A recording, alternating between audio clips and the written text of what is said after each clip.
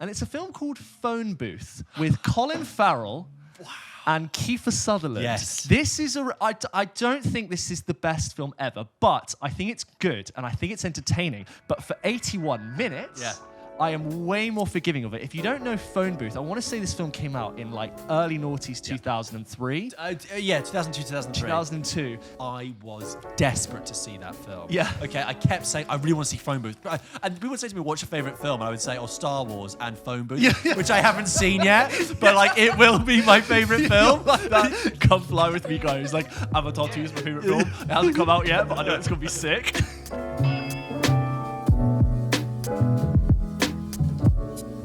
So James, past couple of weeks, we've been asking people to write in and email us and let us know their thoughts on stuff. And it's happened. People have contacted us. Way more people than I could have ever thought have got in contact. More than which one. Is so nice. More than our mums. More than our mums, more than our friends, girlfriends, actual people Yes. who say things like, I'm really enjoying the show. The people who say that I went back and listened to all your old episodes. Thank you. So kind. But So also, kind. if you've just joined the podcast and you haven't done that yet, that's okay. That's okay. You'll get there. Like, don't look back at the old ones. Should we go through them? Yeah, let's look at correspondence. Let's do it. First one we got. I've been listening to your podcast for a few weeks now, and I'm really enjoying it. I ran through all your episodes in about a week and listened to new ones whilst eating a meal. Do you have a Letterboxd? If so, I would love to see some films which you've reviewed and see your thoughts on them. I recently watched Shutter Island for the first time, and I really enjoyed it. I thought the ending was interesting, and although the ending has been known for a while now, I was still surprised by how Scorsese went about it. I'd like to know what your thoughts were on the ending, and if you liked the way it was told or not. George, Letterboxd, first one. Well, Letterboxd, if people don't know, is a film social app where you can log the films you watch, rate the films you like, make reviews, follow other people, follow their reviews. Some professional film critics are on there, some directors are on there, some producers. It's a really nice community. You can also create your own watch list. I've been using it personally for a few years. We don't have an official PULP Kitchen one. I've been trying to get it on James to do it for years as well. You can follow me if you like. I'm there at George PULP. Simple. Just remember that I have been using it personally, and because it's been for 4 and a bit years, sometimes my opinions may have changed, and sometimes my reviews, my star ratings are high, sometimes they're low. Don't take it personally, but that's where you'll find my sort of latest activity. We had a couple of people comment, I think, on like various videos, like, do you have one? So if you are curious, George PULP. George PULP.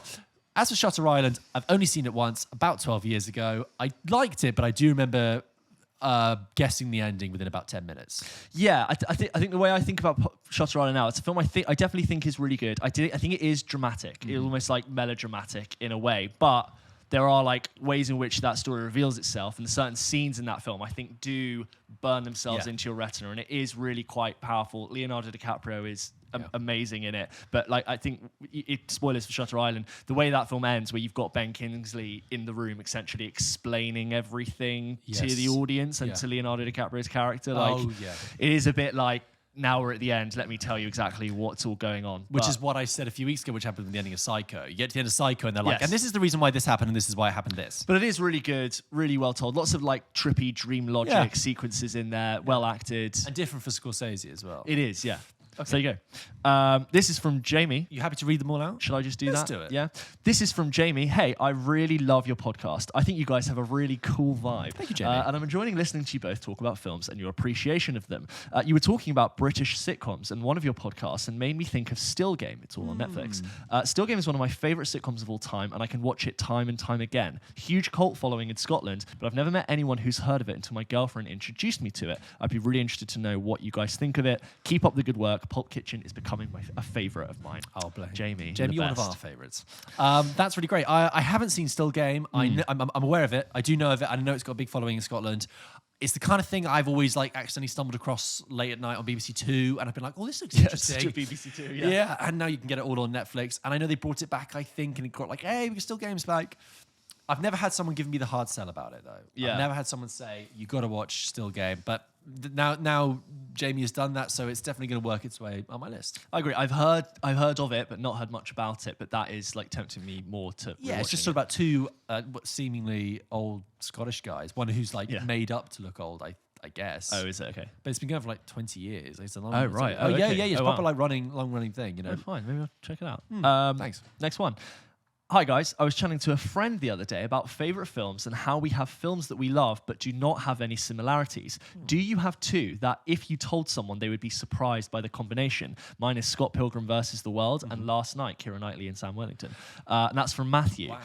Okay, well, first of all, those two films, I haven't seen Last Night with Sam Worthington, but I've never heard anyone talk about that after it actually got released. And I don't think it even got that big a release. So, wow, Sam Worthington, man, the biggest actor of 2009. Yeah. That is a really good point about, I love mashing two films together and trying to find commonality and trying to find a link.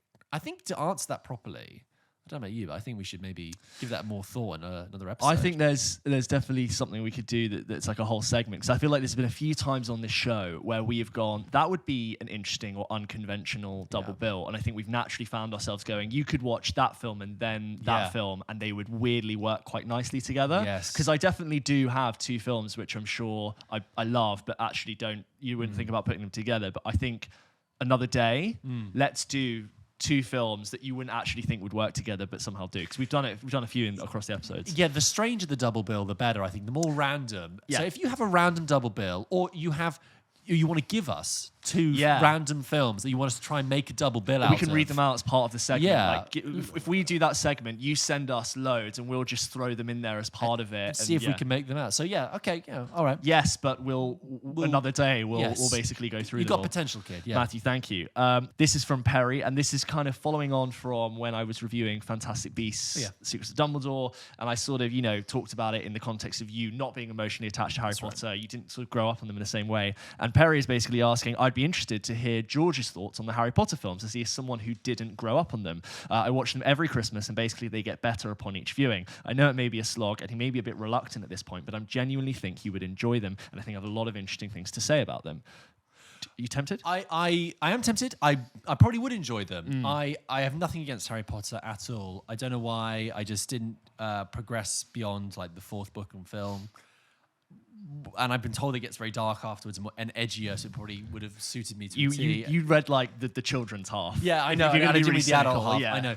So I think I will give it a go. It's just a case of when. Christmas, I've heard, is a great time to watch Harry Potter. Very cozy. I'm going to America at some point. I could got plane ride, knock out two of them there. Yeah. Unless that's disrespectful, I don't want to waste it on a plane ride. I think tragically you may have just missed the boat, because I think the films are solid, but I do think they bank on you loving the source material and having an attachment to them. I feel like now you watching them at your age, just it might be a bit I don't. What am I doing here? I know. I don't have a nostalgia for the text, or even a nostalgia for watching them when I was younger. So, nothing against them. I will try. I'm open to watching them. If someone put it in front of me, I wouldn't go not watching that. Yeah. I'd even happily watch the reunion. But that's my answer. In peak lockdown, we were going through them almost one a night. When the next pandemic happens, first thing that's going on. Them, yeah. Pray it never happens. This one is from Will. Love the podcast. I'd love to hear about your favourite zombie films or tropes from the subgenre. George, do you have a favourite zombie film that comes to mind? Crikey. I used to have a recurring dream about zombies when I was younger. And it used to really terrify me. I think I played a little bit too much. The Undead. I think I played a little bit too much Call of Duty Zombies in the Naxton and Totten level in 2009, Call of Duty World at War. Yeah. Zombie movies, though. What's the favourite? What's the genre? Okay, I'm just going to reel off something that comes about. Shaun of the Dead, I love, because it's both effective as a zombie film and funny. Yeah. Zombieland, it's a good satirical one. Still works. Yeah. Yeah. Not the second one. I saw 28 Days Later, but I know people don't call that a zombie film. Yeah. But for all intents and purposes, that's okay. Really lo-fi. Never got into The Walking Dead. Oh no, I did. I actually forget that I watched probably about 7 years worth of Walking Dead, and then I stopped. Okay. So I got 6 to 7 seasons deep. Could I watch it now and enjoy it? Because it's one of those things I always thought, am I going to start The Walking Dead? And I just never did. Well, I don't know where it satisfyingly leaves you, though, because it just kept going. It keeps going. And so I jumped off when Negan turned up, and it just got really grim, just relentlessly grim. And I just thought, I'm checking out now. But I had a good time with it. I did like that. What about you? My answer is a cheat answer, because my favourite zombie fiction is The Last of Us, which I know is a game, not a film, but they are literally making it into this very high-quality HBO show, which I know I'm going to eventually talk about. But although they don't call them zombies, they're like clickers. That, for me, has most effectively made me like have such an emotional reaction to it. And it's like, even though it calls on the classic tropes, even though we're surrounded by these monsters, the biggest monsters are the ones that are inside of us, and all of that. That game and that story, it could be talked about with all these films because it is written in the same kind of caliber. And that for me affected me more than I think any other zombie film that comes to mind. So although it's a cheat answer, it's a game, not a film. I'm looking forward to the HBO show, even though I'm very critical of it existing. Did you see the Army of the Dead, that Zack Snyder Netflix one? No, I needed a vibe. The one that was shot in really shallow focus. Over stylized, I think a little bit kind of like Sucker Punch-ish. So I'm open. I like zombie films, but I'm realizing how little I've seen, but I've watched a lot of The Walking Dead. This one is from Alex. Hey guys, been following you on TikTok and YouTube. Really enjoying the content. Alex, welcome. Some topics I'd enjoy hearing your thoughts on. Movies that you would like to get a sequel. Some obvious picks to get the conversation going. Constantine, amazing film that sadly wasn't appreciated at the time, but definitely has a cult following now. Have you seen Constantine? I haven't. The Keanu Reeves 2005. I have, and I don't think I agree with you. I don't. I reckon, because I don't know anything about Constantine. I reckon the IP is cooler than that film was. So maybe you are right. Dracula Untold. I oddly really enjoyed this film, and people seem to hate on it. Luke Evans is brilliant, and the ending is left completely open for a sequel. I believe it was intended as the part of the Monsterverse, with a vision to link it to Invisible Man, but I could be making that up. District 9. I agree. Oh, totally. Please give us a sequel to District 9. What a great film. That one, like, and I think it was pretty groundbreaking at the time in terms of its style and aesthetic. And then he's also done this one of actors that can do no wrong, and he mentions Michael Fassbender, and films that took you by surprise. Those two are things that. So I want to answer all your questions, but you're giving us like ideas for editorials. We've kind of half covered those a bit before, and also we'd like to cover them in a bit more detail. So just one on about the sequels. We did have an episode about movie sequels, about talking about ones that worked, that didn't work, etc. The ones you suggested in potential ones to have to District 9, we'd have to think about what films we really like a sequel to. The other about actors, we have this conversation all the time about underrated actors or actors who are good in everything. Right? Yes, we constantly say, he says actors that can do no wrong. Yeah, actors who are good in everything. We've not constantly said good in everything. Yes. We've said that about 10 times across the thing. I think we will dedicate an episode to it, but like off the bat, like Michael Stuhlbarg, Paul Giamatti, Ben Mendelsohn, Michael Shannon. We could be here all day. We also need to do plane movies because we keep saying good plane movie because I think that is a genre. So we will answer. We do have it, but I think we will give it like a 20-minute segment. Stay tuned. Thank you. This is from Matt. Hello, boys. Saw you guys on TikTok. Love the show. Welcome. I know George wasn't a big fan of No Way Home, and I was just wondering what your guys' take on Marvel Disney's monopolization of the comic book film genre is. I personally think that the majority of the impact of the MCU has had on the genre and the industry as a whole is negative rather than positive. There are some outliers, but it seems to me that most of the Marvel Cinematic Universe has left the bar of audiences' acceptance for mediocrity at far lower than it should be. Right. It's good to see films like The Batman where creatives are driven by the passion behind the project, but I think the general film industry has attempted to follow in Marvel's footsteps, and we're seeing more and more cookie-cutter productions coming out each year. Curious as to your thoughts on this. P.S. Sorry for writing an essay in the scene. Well, that's okay, Matt. George, MCU. Actually, I think you should go first because I know the way you sort of sum up. I tell you what I will say. Well, what I will say is we did talk about Marvel in an episode from last year called Defending Marvel, where we tried to look at the positives and what we got out of it. But I remember you summed it up quite well. Yeah, I think my current thoughts is that it does depend when you ask me. I feel like right now, the MCU for me really is only as good as its last film. Yes. So there's times I've walked out of like Black Widow or Eternals, which I was very critical of, and I'm like, this is just over mass produced, and I'm not enjoying it. It was very forgettable, mediocre. And then I'll come out of like an Endgame or a No Way Home, and I'm like, oh my god, what they're achieving is so special, and what they've been able to do over 20 plus films. So I feel like the highs are very high, but right now I also think the lows can be quite low. So it is a bit of it's not a lock-in thinking that every one of these films is going to be good. I do think it's here to stay. And I don't think people who love film should be that turned off by the fact that it exists, because I do think it is overall a good thing for cinema. Like I did just see this week that The Batman is obviously like got a sequel greenlit, and even though I do really like that film, The Batman, I want to still see when they go into a sequel, I want them to reinvent itself again and try and do something a little bit different, even though that's only one film in. I still want it to develop. I mean, I get tired of the imitations and the sort of marvelization of like Marvel humor in films. And I do.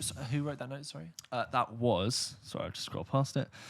That was Matt. So Matt, I see everything you're saying, and I do understand that. A bit as James is saying, though, I take it on a film by film basis, and I really just go by how good the last film was. Because also I do whatever film I'm watching, I do try and just take it on the 90 to 100 to 2 hours that's right in front of me. Yeah. Just how does this work as a period of time? And if you get too stretched into the macro elements to it, it kind of sucks away from the film. If that makes sense. I always like to think when I go to like review a film on this podcast, which Right. who actually cares, but I always think is this not? I always think who this film is for, and does it have value for more than just yourself? Yeah. So like if there are 25 films now, you sort of have to have seen to know exactly what's going on. But I'm also like that's also a lot of homework. So are each of these films now going to be good enough for someone who just wants to go and see a fun action film? And I think that's actually quite important. But then also the counter argument is it's just the world's biggest TV show, Yeah. longest running TV Strap show, in and and it's enjoy it. like, well, we've gathered an audience over this amount of time. We've invested time in gathering an audience to tell this massive show. Yeah. If it's not working for you, well, you either go back to the beginning or you just don't play the game. You play something else. No one forces you to see any of this stuff. Yeah. So there you go. Chrisana, very quick one. Have you seen Artificial Intelligence or AI? Thoughts on the film? I haven't heard many people discuss this film. George, have you seen AI? I haven't. I watched the first 15 minutes at a pub in Cyprus. I think my parents thought it would be a children's film, and then they started to get really sad, and they were like, no, and they took me away. I would like to see it. I know it began with Kubrick, ended up with Spielberg. I know That's famously... interesting, you can tell. Yeah, Mark Kermode didn't like it at first, now really likes it. Jude Law. Yeah, Jude Law, Haley Joel Osment. I think I really want... I think it's on my watch list. I want to go out and really properly watch that. I weirdly saw Artificial Intelligence when I was much too young to appreciate it. What year did it come out? 2001. Yeah, so I would have seen it probably within a year of that, and I don't remember it well at all because I was 6 or 7 years Did you have to old. look at your watch to see how No. because I was carry the ball. Yeah. No, I was like 6 or 7 years old, and you're right. Nobody talks about it, so therefore I've not had it beamed into my consciousness. Something I need to rewatch. I wonder if it is much more deep and interesting than I think I've ever given it thought to be. Another thing we might talk about in the future, because I had this conversation with a friend recently, is when you tier Spielberg's filmography. He's had SABT. Yeah. Is this top tier Spielberg, mid tier Spielberg, or low tier Spielberg? Okay, That could be a good one. and I would love to get into it right now, but we'd be here, for the whole episode. I think we might want to do a little bit of What prep behind is it. Spielberg's next film? Do we know? Yes, it is a film about his parents, Okay. and Judd Hirsch is in it, and somebody else big is in it. I think maybe Jesse Plemons might be in it. I'm not sure, but it's about his parents. Oh, is Tom Hanks in it? I don't know, but it's It about sounds his like parents. Spielberg things. Yeah, exactly. Yeah. Maybe in the lead up we can do a little Yeah, ranks. He's sure. got a very career. Last one. This is really quick. We just last episode did underrated films. Ryan says, really enjoyed your underrated films episode. Films missed: Margin Call, Revolutionary Road, Reign Over Me, and Liar Liar. Okay, I'll begin with Liar Liar. Yeah. I absolutely agree with that. I love Liar Liar. We talked about Jim Carrey recently. We talked about Jim Carrey. That is the one that isn't mentioned. People always go Ace Ventura, Dumb and Dumber, The Mask, and all the 1994 stuff, and then they talk about serious stuff, but they miss out Liar Liar. The Liar Liar is like a Frank Capra, like a good coming, it'd be like a Jimmy Stewart kind of story if it was made 50 years before, Yeah. right? But the physical comic acting, He literally throws himself around that film. fantastic, but it's also very witty as well. The script's really fun. It's electric. There's a really small detail I noticed at the beginning of that film when I rewatched it recently, which is that at the beginning when he's coming out of the courthouse and he's celebrating, a lawyer walks past him going up the stairs, goes, "Oh, you won again, Fletcher?" And he goes, yeah, I did. Now that film was made in 1997, and then the person who walks past him was Chris Darden, who was one of the prosecuting lawyers in the O.J. Simpson case, who would have been very famous at the time because he would have had this huge media spectacle about him. How and I only know that because I'd done a massive deep dive on the O.J. documentary That is twice. so interesting. And I was like, that's Chris Darden. And also there's a line in Liar Liar I love, and recently I had quite a protracted flat hunt, which was just like a nightmare. And there's a line in Liar Liar where he can't tell a lie, and he's trying to get to work, and there's this homeless guy outside who's just like chasing him for change and like, why won't you give it to me? Why won't you give it to me? And he's like, and then he just explodes and he says, I just want to get from my car to the office without being confronted by the decay of Western society. And that's what I felt about when I was looking for a flat. I was just like, I just want to open my door in the morning and not be confronted by the decay of Western society. It's like shout. a lot of things we said about Jim Carrey, which is true for many films, but only Jim Carrey could have done that performance in that film. Yeah. Go and YouTube the "This pen is blue" scene. The goddamn pen is blue. There's one scene to look at where you could, no one can refute the genius of Jim Carrey. Kids can find that funny. Adults can find that funny. Yeah, that's wonderful. Margin Call. I've only seen once. It's funny because I just rewatched The Big Short, which I liked really. I enjoyed much more now. I saw it when I was like 20, and now I'm like 27, 28. That I enjoyed it much more. I might have the same reaction to Margin Call. I thought Margin Call was glossy, full of lots of famous people, but there was a point towards the end I got a bit tired. There's a bit of Paul Bettany, just sort of like, it was quite posy and postulating, and I'm not sure I've really missed it. But Margin Call is one of the most pushed films on me on YouTube. Yes, they always try clips of Margin Call. You know, the boardroom meeting. It must have been the same time. I bet clips of that film were going viral and was being, for some reason, the algorithm gods were just suggesting it on people's pages, because I had the same. I was like, why am I getting clips for It's Margin? the scene where Jeremy Irons goes like, explain it to me like I'm a golden So you're retriever. going to sell something you know has no value. Yes, That's my Kevin Spacey. Yeah, that's what I would say about Margin Call. And I haven't seen Revolutionary Road and the other one.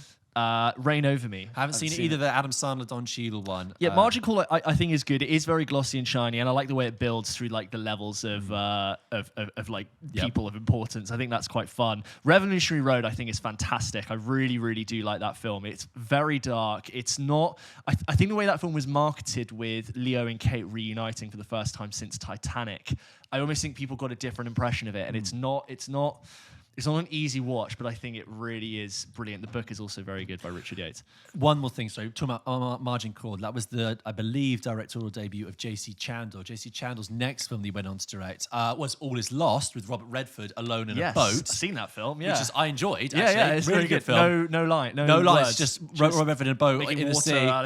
Good film. And then he made, which I could have talked about last week, a really underrated film called A Most Violent Year, which is excellent. Oscar Isaac, really good. Jessica Chastain. Yeah, about just setting like, it's not actually that violent, just like the title.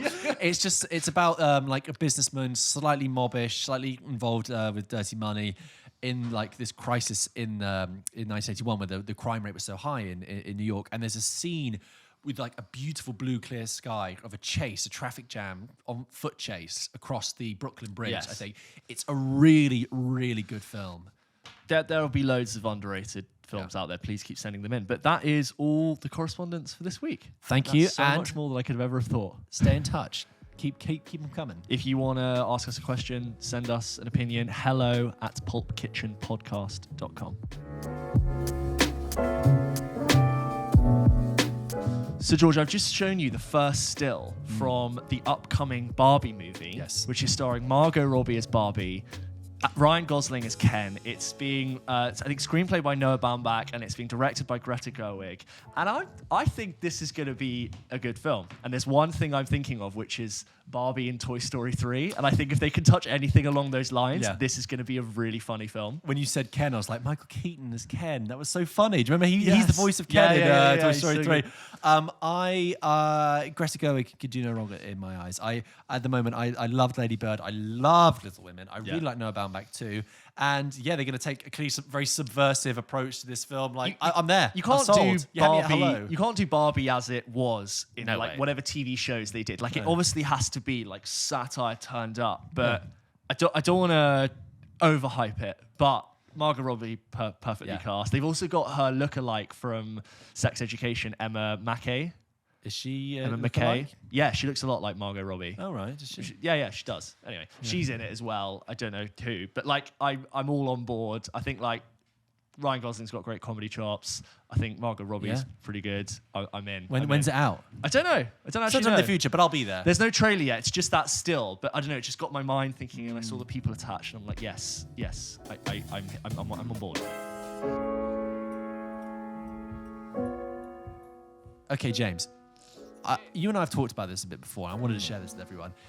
One of the dilemmas in the overly streamed world that we live in, where there's so much choice, it's a Friday night, you've got the carousel in front of you. Yeah. over inundated with stuff. Flicking What do I between watch? these What do I watch? subscription Yeah. apps. You spend half an hour trying to find something. And I also know if you try and watch things in a group setting, it's even harder to find stuff. Nightmare.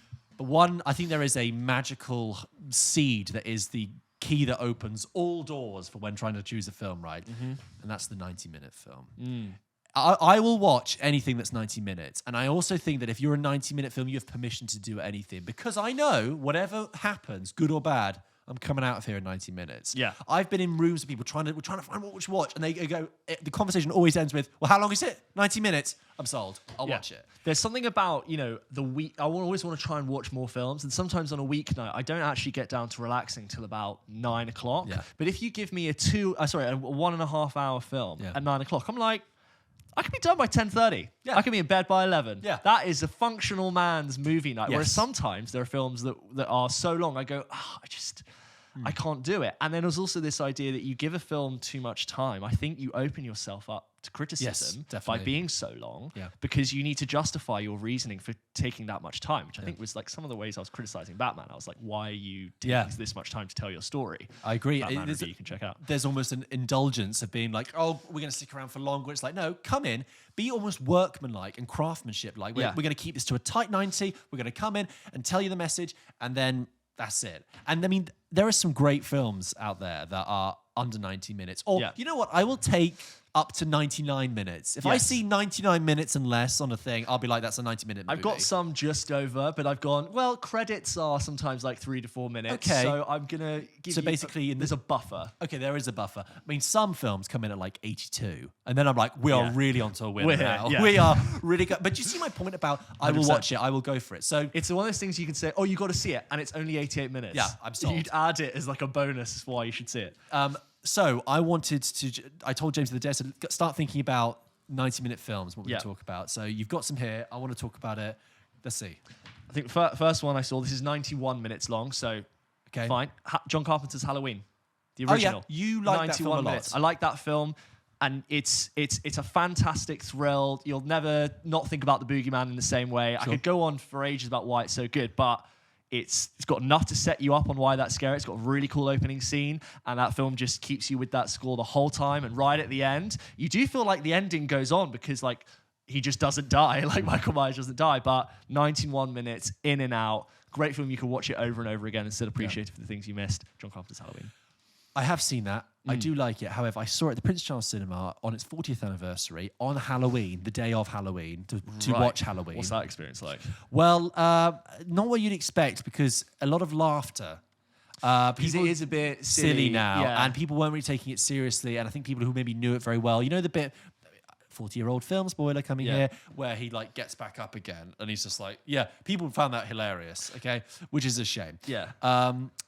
Good suggestion though. Yes. I've got one. I'm going to reach back into the sands of time. Actually, I've got an 86-minute classic. Yeah. If I said to you, black and white film made in 1945, you'd probably be thinking, when am I going to watch that? All right. Hey, if you're going to watch Brief Encounter, one of the best British films of all time. Right. I've not 86 seen. minutes long. I'm in. Absolute David Lean classic, romance, you know. Were films shorter back in the day? Not from what I've seen from Sunday afternoon films. Some of them are long. Yeah, so you've got the Depends if epics, you're- which are really long. Or an A picture or a B picture. But Brief Encounter is a wonderful story of follows a housewife in the 40s, and she sort of keeps running into this guy at the station who's a doctor, Alec Harvey, and they strike up a friendship and develop a relationship. And it's really about the role of how women in that era, which was for a film to focus on sort of women's domestic issues in that time, was wonderful, and you really get invested in this love story. And I know there's the cliche to the uninitiated of a black and white old film made in 1945. It's like that's going to be like 2.5 hours long. It's going to drag, and it's going to have a couple of advert breaks in it, and whatever. Yeah. This is An like intermission. 86 minutes. I put it this way. I put it on for my family a couple of Christmases ago. And it was a bit like the temperature in the room was a bit like this could go either way. George is making us watch this, and at the end of it, they were like, "That's good," and 90 minutes. That's what everyone said. They're like, and I was like 86 minutes. We've not lost our whole evening to it. It's a Brief Encounter is genuinely an all-time classic and a really brilliant film, and probably up there in one of my favorites. It's just really serviceable even now. You know, these compelling romances, Call Me by Your Name, the Before films, all these the seed of that you see in Brief Encounter. There's something just ultimately heartbreaking about a train station platform. Yeah. And it plays on that, so it's so romantic. The steam coming out. Well, there's reasons that train station platforms are like literally in every single film. Yeah. Check it out. But Brief Encounter, 86 minutes. My next one is a film we've already talked about, which is 86 minutes, and it's Liar Liar. Oh, it's 86 minutes. I mean, like, look, a lot of comedies and romance films tend to be on the shorter side. They tend to not need that much time to tell a story. But for all the reasons we already said about Liar Liar in the correspondence, 86 minutes, one of the greatest physical comedy performances of all time, done. Do you know what comedy films would be better if they were shorter? Any Judd Apatow film. He likes a 2.5 hour. Every time I see his films, I'm like, oh, what's the runtime? I watched The King of Staten Island recently, right? Yeah, I've not seen that yet. Which is but fine. Yeah. It's okay, but it's 40 minutes too long. Yeah. It's 2 hours 10. And I'm like, if you just cut that down, it would have been much more serviceable. You really like to drag, and then it just becomes not funny, not very dramatic. It's such a shame. Yeah, keep it tight. I think Knocked Up is my favourite of that sort of genre of Judd Apatow films. I think that one does something, I think, quite special and funny. And that one, I think, it does feel long, but I think it has quite a nice, satisfying ending where I was like, you got me there. Whereas there's other one, I think Funny People really dragged on.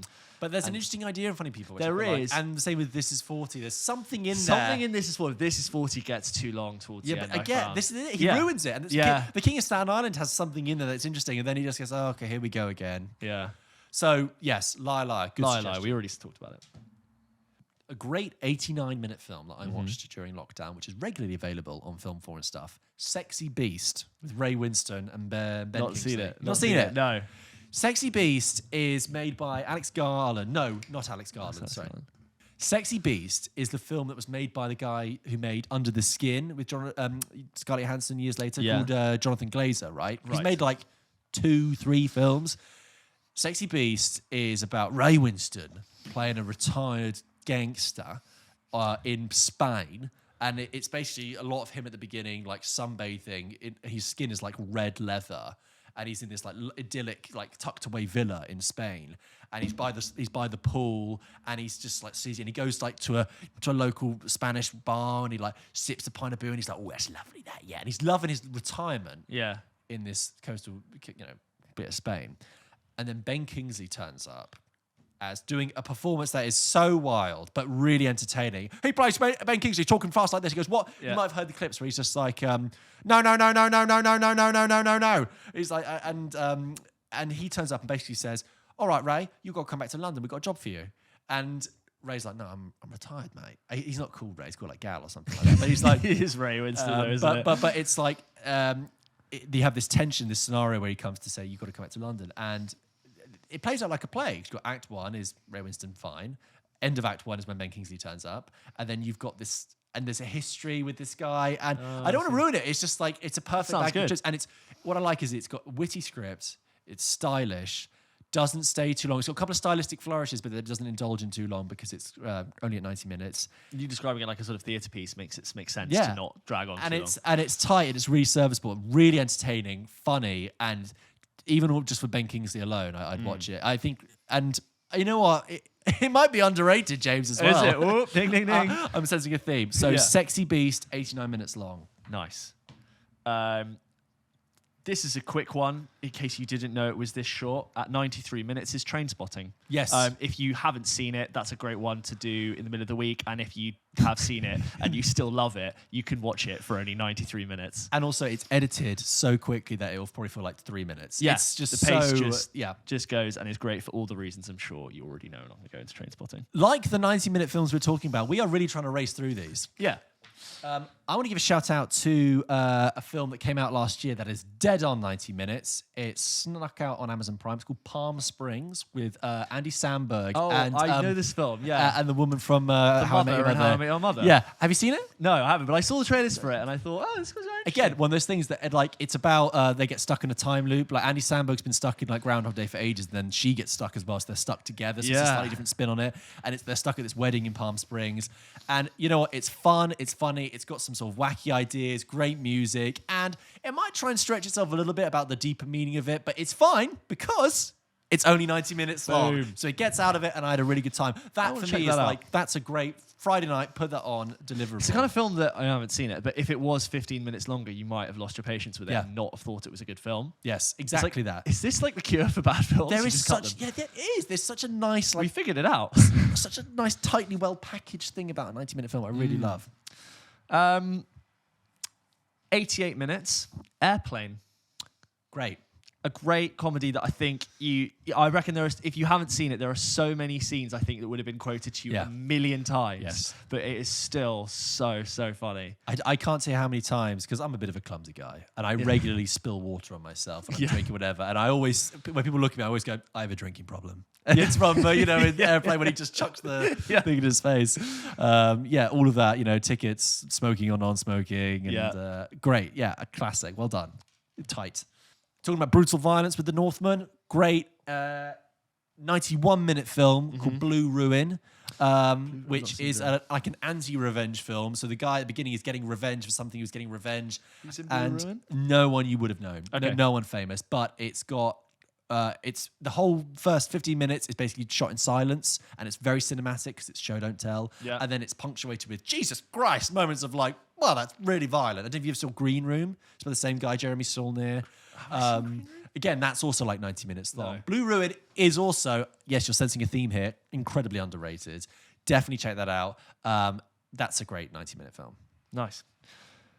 This is the shortest film on my list at 81 minutes. And it's a film called Phone Booth with Colin Farrell and Kiefer Sutherland. Yes. This is I don't think this is the best film ever, but I think it's good and I think it's entertaining. But for 81 minutes... Yeah.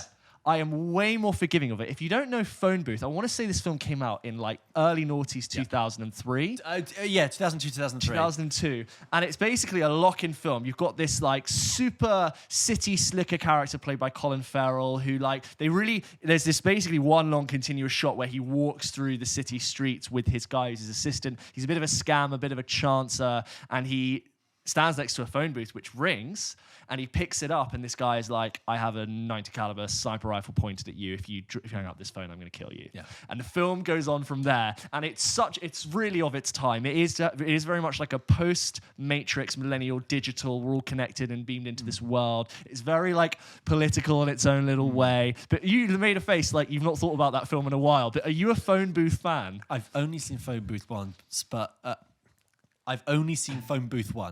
but I have a soft spot for it because when I was like 6 or 7, I was desperate to see that film. Yeah. Okay, I kept saying, I really want to see Phone Booth. And people would say to me, what's your favorite film? And I would say, Star Wars and Phone Booth, which I haven't seen yet, but like it will be my favorite film. Like that. Come Fly With Me, guys. Like Avatar 2 is my favorite film. It hasn't come out yet, but I know it's going to be sick. And I was just really, because there was something about the premise I thought was so intriguing. It was Yeah. like, oh my God, the idea of a locking. Easy to market. Yeah. Easy to market that film. And look, at 80 minutes, it's basically an extended TV episode. 81 minutes. Like, because that Perfect. is a concept where he spends the whole time in the phone booth and it's this like Yeah. terrorist plot and he has to like call the police and people are getting shot around him and his wife and his like girl, his mistress that he's sleeping with Yes, all yeah, get yeah, I remember dragged that. in and it's like And the he gun was above the thing. chosen Yeah, yeah. and there's like, he finds a gun above the top. I actually think, I promise you, if you watched Phone Booth, you would have a really good Yes. time and Yeah. you would be thrilled. And at 81 minutes, there's no commitment. Phone Booth. Also, I would say Colin Farrell could do no wrong. Yeah, I really Colin like Farrell's great. solid He's stuff. really good. That's taking me back to like blockbuster era. Yes, it is a blockbuster era. It has a cover which is Colin Farrell's eye through a gunshot wound through a shot piece of glass in the phone booth with the sniper monocle over his face and his like sweaty like face looking through it with a phone call and it's just screaming "Rent me for the weekend." Phone booth. They don't make them like they used They to. don't. God bless the early noughties. James, 96 minutes. Okay, pushing it, but yeah, go on. I think 96 is still serviceable as a 90 minute. If it's someone fine. said to me it was 96 minutes long, I think that's allowable. Okay, If yeah. they said 100 minutes, get out. Yeah. If they said 99 minutes, I'd Leave my accept home, it. Okay. 96 minutes. Paddington. Oh, Not Paddington 2, that's 104 minutes. Get out. too long. Paddington too long. Yeah. Paddington 1, great. I mean, yeah, both length aside, both Paddington films are way better than you can imagine, even when everybody tells you how good they are. I don't even know what to say. Go watch Paddington. Yeah. This is 8 minutes shorter than Uncle Paddington. Pastuzo. That's in there. You're not going to make me cry again. This is a quick one that we already mentioned at 88 minutes. Zombieland, which we had already talked about. Wonderful satirical zombie film. Really good fun. Haven't seen the sequel, but I've heard I don't need to. Don't want to see the sequel, but I remember thinking that film was deliciously entertaining. Yeah. I think we need to end on a big good one. And then last one at 92 minutes that I've got is a film called Easy A. Oh, great film! Which is a fantastic film. Great film! And I think it was towards I feel like that film was hitting just at the end of when those films were big, like one of the last trickles of that generation of like the big Clueless budget. Mean Girls. Clueless Mean Girls got like a proper cinematic release, still kind of on the verge of Netflix like swallowing up that genre, and I think kind of leaving it neglected. And I think Easy A is a really good one. I think still stands up. Terrific Stanley Tucci in that. Great Stanley Tucci. Do you know what? That's got a really solid cast. Yeah. Emma Stone, Stanley Tucci, Patricia Clarkson, Thomas Hayden Church, Lisa Kudrow, Malcolm McDowell, and I'm pretty sure there's another guy in there as well somewhere. Maybe Woody Harrelson. I don't know. No. I've made that up. I made that up. But fine. That's a very good type. Just because he was in Reign of Fire. No, that's Matthew McConaughey. Oh God, no! You racist. Get the Texan school confused. God, I'm getting them all confused. No, I was getting confused because Matthew McConaughey. Wait, is Woody Harrelson in? No, he's not in Easy A. He's in Edge of 17. Okay, and Matthew McConaughey is in Reign of Fire, right? Okay, thank you. And Woody Harrelson is also Can Do No Wrong in my eyes. I enjoy him in everything. Yeah, Woody Harrelson's good in everything. He's really good in Friends with Benefits. Yeah, you can play that character now. No. You got any more? Let us know what your 90-minute films are, okay? Yes. We hope we've given you something you can easily crack into. Do like a 5-6 minute buffer if it's just over 90. There's credits. Yeah, there's buffer time there, but like they're all under 100 minutes. Yeah. I think that there is an art to it, and I think that most films should try to aim to be 90 minutes. Do you remember when we went to see It Chapter 2 and it was was like 180 minutes and like unforgivable. I will forgive anything under 90 maybe. I remember turning to my cousin because I'd heard about the length of this film. We literally walking in, I said, it's 3 hours and 15 minutes long. And he's like, what? Yeah. I was like, yeah, it's 3 hours long. He was like, you're fucking joking. And I was like, yeah, like it was like an 8:30 show. And I was like, we're out of here at midnight, baby. Like this is not. And I was like, I can't believe it's going to be 3 hours. And it would. That's a waste. I actually thought the first It reboot was good. It had some good ideas, very on the nose, but I was like, good scare. Jesus, Chapter 2 was bad. So next time, keep it tight. 90 minutes. Let us know. Send us your 90-minute films to hello@pulpkitchenpodcast.com. Thank you very much for listening to this episode of Pulp Kitchen. As you know, we post a new episode of this show every single Wednesday. And we also post loads of clips throughout the week. Games, reviews, news. Follow us on Instagram and TikTok. Subscribe to us on YouTube. Drop us a like. That really makes a difference. If you're listening on Spotify, give us 5 stars rating. Please do. It really makes a difference. Yeah. See you next week. See you next week.